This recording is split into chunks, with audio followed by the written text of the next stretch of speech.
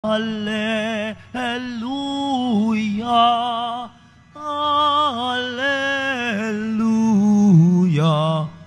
Alleluia, Alleluia.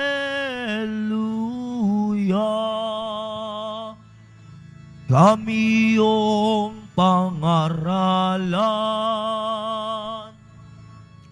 upang aming matutuhan ang salitang bumubuhay. Alleluia, Alleluia, Alleluia,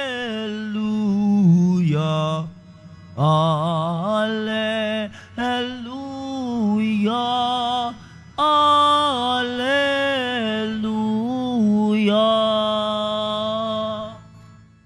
Sumainyo ang Panginoon. At sumayo rin. Ang mabuting balita ng Panginoon ayon kay San Marcos. Papuri sa iyo, Panginoon.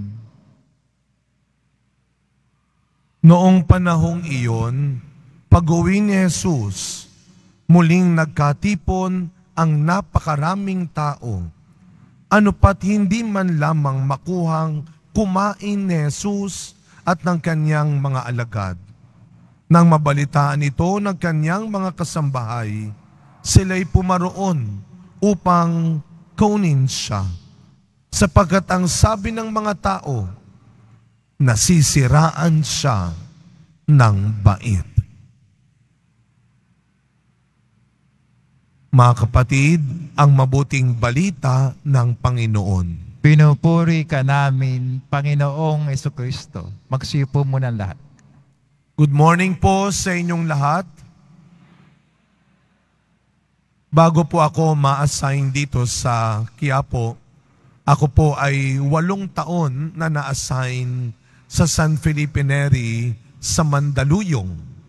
At alam ho ninyo, for 8 years, tuwing ako ay maiimbitahan sa ibang lugar, at pag sinabi kong, sasabihin na, Fathers, taga saan ka? Sabi ko, sa Mandaluyong. Alam mo ninyo, mukhang ito ang biruan na ang kasunod niyan ay sa loob o sa labas. Pag sinabing Mandaluyong tuloy, sa loob o sa labas. Pero siguro yung mga bata-bata hindi na nila alam yan, no? Tayong mga nakatatanda, pag sinabing sa loob o labas kasi, ang mental hospital ay nasa Mandaluyong. Kaya pag sinabi nilang sa loob o sa labas, no, yan ang biruan nila. Kaya minsan pinapatulang ko yung biro, sabi ko, syempre sa labas. Pero kapag naiinip ako, pumapasok din ako sa loob. At parang wala namang pinagkaiba yung mga tao. Minsan mas masarap pang kausap yung nasa loob. No? Sa totoo lang. Kasi pag sinabi natin sa loob, sa mental hospital, ang nasa isip natin, ito yung mga kapatid natin na nasiraan ng bait. Mga baliw, ika nga. Pero minsan nakakapagtaka. Ito'y nakapag-aral naman. Ito naman ay taong disente. Ito ay may trabaho. Ito ay nasa labas. Pero parang nasiraan ng bait. Parang kung kumilos, wala sa tamang pag-iisip. Sino ngayon ang dapat nasa loob at nasa labas?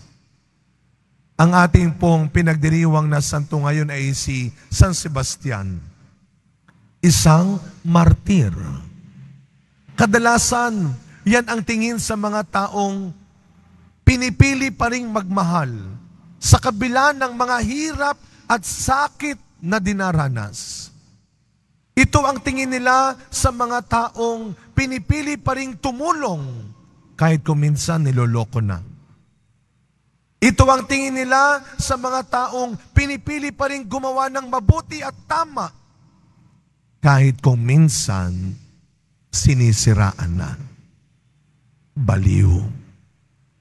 Siraulo yan. Wala na sa tamang pag-iisip yan. At alam mo ninyo, hindi malayo yan sa naranasan ng ating Panginoon.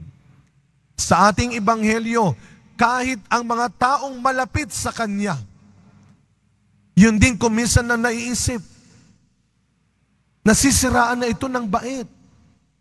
Bakit siya ay nakikisama sa mga taong makasalanan?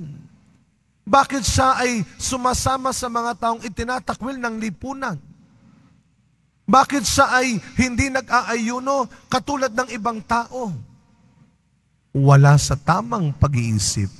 Pero lagi nating tatandaan, nang dumating ang Panginoon sa mundong ito, marami siyang binago sa maling pag-iisip, sa maling ginagawa, sa maling ugali ng tao.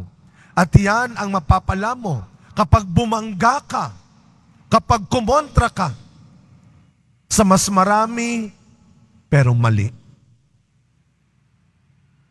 Kaya nga, katulad ni San Sebastian ng mga martir, huwag tayong mahiya kapag pinipili pa rin nating gumawa ng tama. Huwag kang matakot at madamot kapag tinatawag ka ng Panginoon na magsabi ng totoo, na maging mabuting halimbawa, na kumontra sa masama. May kalalagyan, hindi dito sa mundo, hindi sa loob, dito sa mundo, pero sa loob ng kaharian ng Pong Jesus Nazareno. Kaya sa pagpapatuloy ng ating misa, mga kapatid, araw-araw, ito ang ating hilingin sa Panginoon, na sana lagi niyang liwanagan ang ating isipan, nang makapag-isip pa rin tayo ng mabuti at tama. Na sana lagi niyang basbasan, gabayan ang lahat ng gagawin ng ating mga kamay at pupuntahan ng ating mga paa. At lagi niyang linisin ang ating kalooban upang tayo man ay magmukhang masama at sira sa ibang tao.